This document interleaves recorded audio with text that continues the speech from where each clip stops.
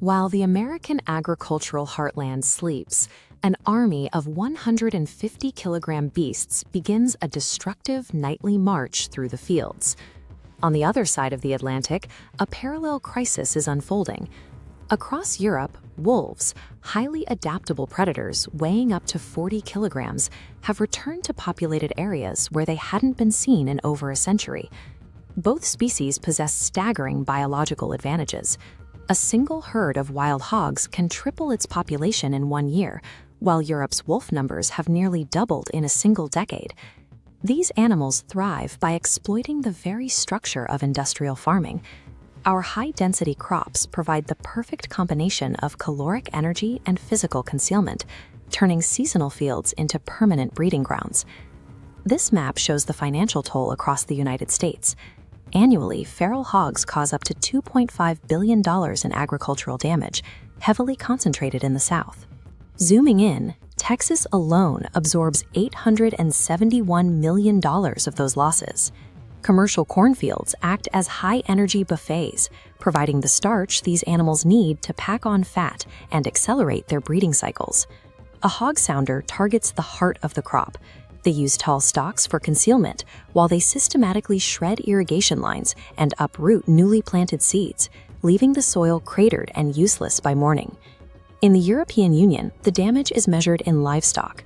Wolves kill or injure at least 65,500 farm animals every year, triggering massive farmer protests and threatening rural economies.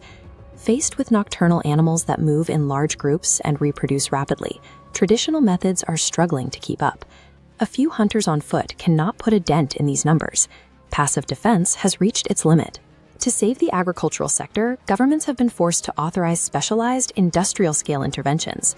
Wildlife control has shifted toward the tactics of special forces-style operations to manage the population surge. To neutralize the hog's advantage of ground cover, state authorities bring in the sky. Contracted pilots deploy in low-flying helicopters, turning vast stretches of dense crops into clear target zones. The mechanics are demanding. Helicopters fly low and fast, flushing out herds as shooters track zigzagging targets. In a single 3-hour flight window, they can eliminate 30 to 50 hogs. This chart shows the high efficiency of aerial operations. Multiple passes over a heavily infested area can remove up to 67% of a local population in just 1 day. Before teams even enter the field, drones equipped with thermal cameras and GPS map the exact locations of local sounders. A sounder is a highly organized family group of wild pigs.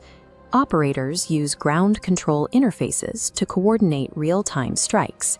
By combining airborne surveillance with thermal tracking, these teams have neutralized the animal's primary advantages of speed and darkness.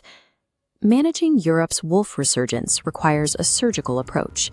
Because the wolf is a recovering native predator, its management relies on heavily regulated culling rather than heavy-duty eradication. Where legalized, trained professionals are authorized to use a highly specific technological toolkit: thermal scopes, invisible infrared illuminators, and medium-caliber rifles like the Remington 700. Tactically, these strikes happen at dusk or dawn. Hunters deploy electronic calls that mimic wounded prey, drawing cautious wolves into a strict 50 to 150-meter engagement zone. The biological requirements of the hunt are strict. Regulations mandate hollow-point ammunition to ensure an immediate, humane kill, preventing the risk of an injured predator escaping into the environment. These authorized strikes aim to maintain wolf populations at a balanced level. They function as tightly controlled, artificial population caps mandated by law to protect livestock. Both the hog and wolf crises reflect how much humans have physically restructured the natural environment. We have created a world of fragmented habitats.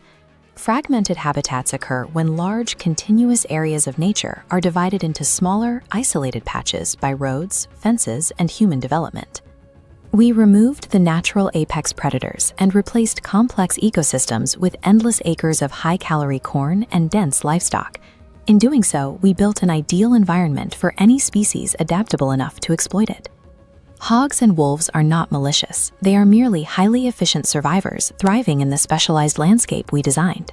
Coexistence in the modern era is changing.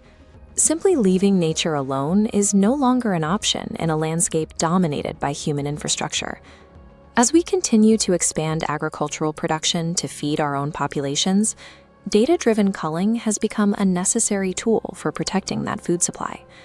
Ongoing, high-tech intervention is now a fixed component of the border between our expanding cities and the species that have learned to live off them. It is the primary